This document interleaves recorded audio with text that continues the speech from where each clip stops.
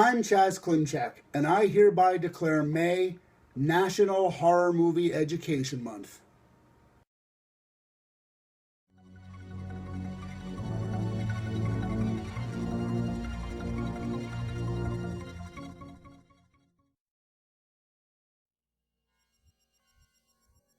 The Slasher. Psycho was the first commercial venture by a major studio to pit a man with a knife in a contemporary setting against a woman in peril. This began the first great cycle of slashers during the postmodern horror period. The genre got off to a slow start, but by the 70s it began to pick up steam, no small thanks to the success of the Italian subgenre, the giallo. In 1974, Bob Clark's Black Christmas gave the genre a shot in the arm both commercially and artistically with his acclaimed thriller that cemented the idea of a singular knife-wielding killer on a one-night spree. In 1978, John Carpenter perfected the formula with his seminal film Halloween, and filmmakers with meager budgets took note. Halloween did more than scare audiences.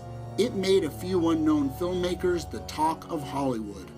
By 1984, box office earnings for independent horror films began to sputter, placing tonight's feature film in the horror lull between Halloween and the next great cycle of slashers that began with Wes Craven's Scream.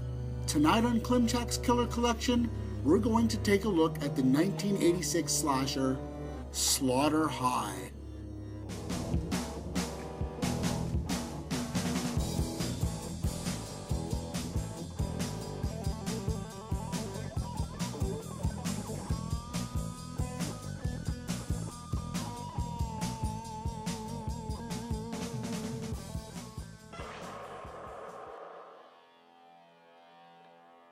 Slaughter High is typical of slashers that landed late in the game.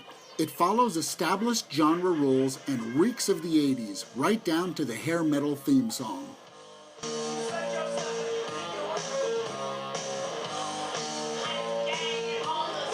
Slaughter High was so boorish at its attempt at being a slasher that it even picked a holiday that, unfortunately, Paramount Pictures had already secured the rights to. Can you imagine that? A major studio securing the rights to a holiday so it can market its slasher. Incredible. Oh, the Loverboy's not frightened, is he? You know, Carol, this is the best birthday I've ever had. April 1st is your birthday?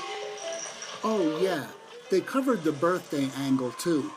Like most later entries in the Pantheon, Slaughter High is a little more mean-spirited.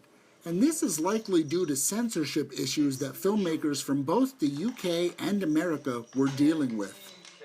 Slaughter High has a pacing issue. It's not the editor's fault. The problem is the prologue is much too long for a slasher of this length, and the setup isn't worth the punchline. This film could have easily been 78 minutes and better. Jump ahead 10 years later, and our group of bullies lead very different lives. And for you trivia hounds, here's some info and a challenge. Who's a pretty boy then? Who's a pretty what? Who's a pretty boy? Hey, I take it all back. You'll go far in this business. If you look at the wall behind Carolyn Monroe's agent, you can clearly see the poster for another infamous slasher that came in the second great cycle of slashers, a film called Pieces. There are two other posters behind the agent, and I've never quite been able to make out what films they are for. If you know, inbox me, and maybe you'll win something. Bitch. As is typical in these films, our group of bullies unite 10 years later to a really annoying tune written by Harry Manfredini of Friday the 13th fame. Much to their dismay, they find their school has long been abandoned. But one way or another, this crazy gang finds a way in. Notice, at no point does anyone find this suspicious in any way.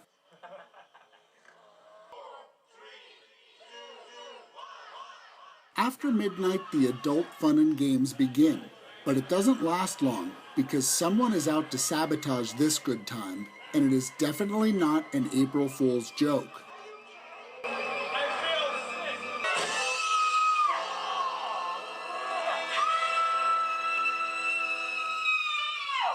And if you listen closely, you can hear Harry Manfredini ripping off his own score from Friday the 13th.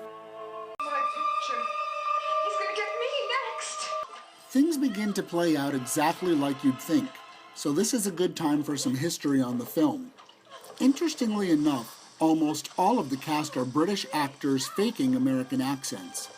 The irony here is that it was the Brits who literally began to ban or censor these types of films being made in America. Simon Scuddamore, who played the role of Marty the Teased, was found dead a few weeks after the film's release with no accompanying note, apparently the victim of an overdose. And here's some cultural info. The significance of the clock at the end of the film is this. In England, April Fool's Day only lasts until noon, and if you play a prank after noon, you become the April Fool. I'm certain that the metaphor here is completely lost on the filmmakers, so thank God for horror fans. And we all know how this last encounter is going to turn out.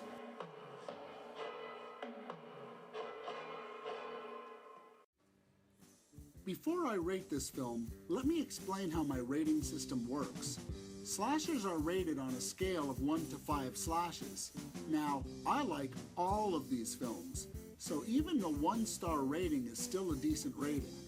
And if I say it's off the charts, then I'm talking about something that belongs up there with Halloween, Psycho, and Black Christmas. So, with that understanding, Slaughter High comes in at 1 solid star for being phoned in, but phoned in successfully at that. I'm Chaz Klimczak, and this is Klimczak's Killer Collection. Thanks for watching, folks.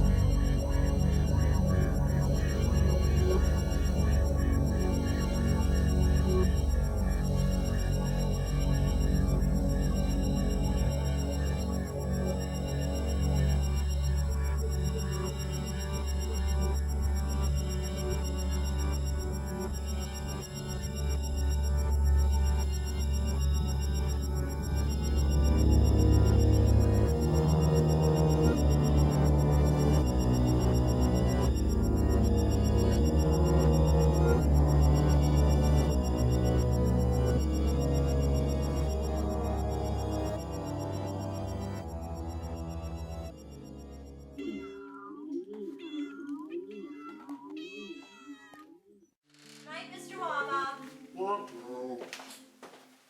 Do do do.